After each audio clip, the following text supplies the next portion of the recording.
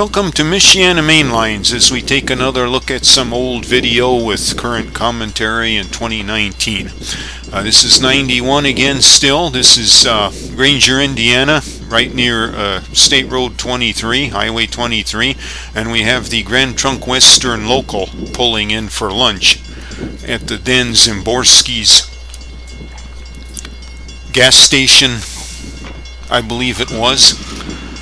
There was a lot of complaints at the time, and I guess still is now, of trains stopping and blocking 23. But I know at that time, for a while there, they would actually get out and go up to the control box and manually make the signals raise the gates. I think now there might have been a motion detector installed already, because I don't believe these gates stayed down for the time they were here. But here we have the crew getting off. 91 was notable for Grand Trunk Western because that's when Canadian National started rebranding all of their subsidiaries, of which Grand Trunk was one.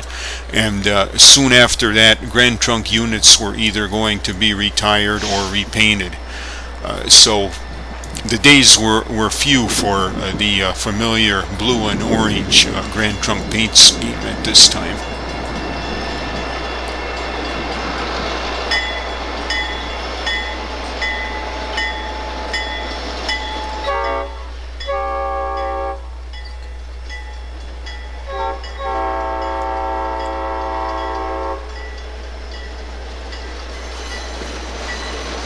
Heading north into Michigan.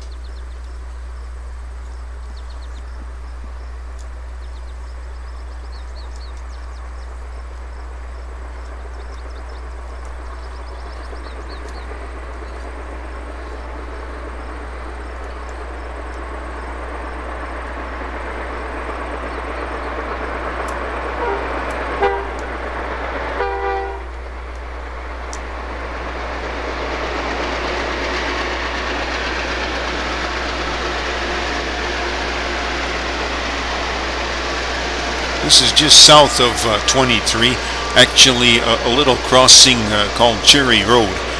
This was kind of a private crossing that only was needed to access about 3 homes that were located in that area. This is a run-through coal train, again on the Grand Trunk Western.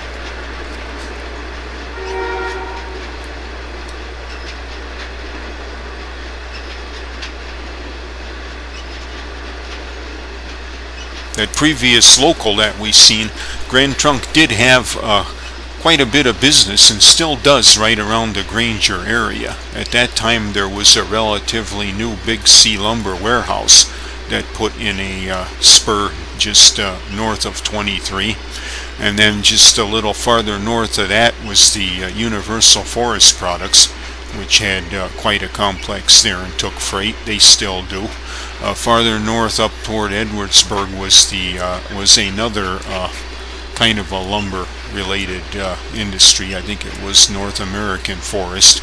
They had some trackage in there, and there might have even been a third. So quite a bit of local activity on Grand Trunk and Western right around the Granger area.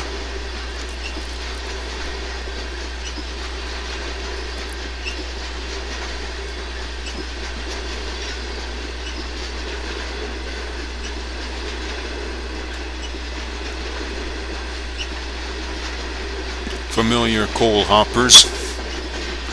For those that don't know, you will notice the yellow-orange marking on the corner of one side of the cars. That is to indicate that that is the side that has a rotary coupler, meaning that that coupler can spin completely around. And the reason for that is the way these cars are unloaded. If you notice, they don't have any hopper chutes on the bottom.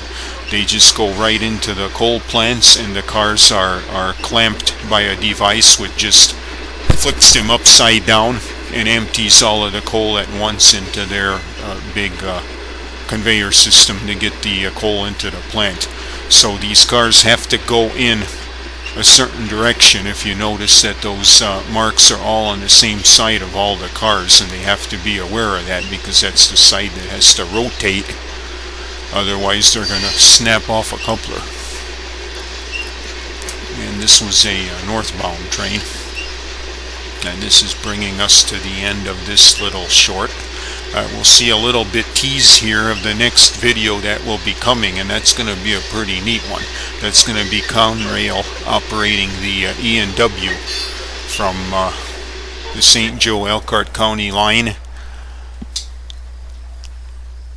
into Elkhart. We will be chasing the train there as they switch out the cement plant near Ash Road.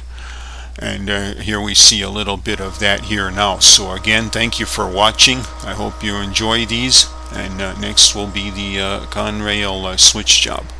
Again, thanks for watching.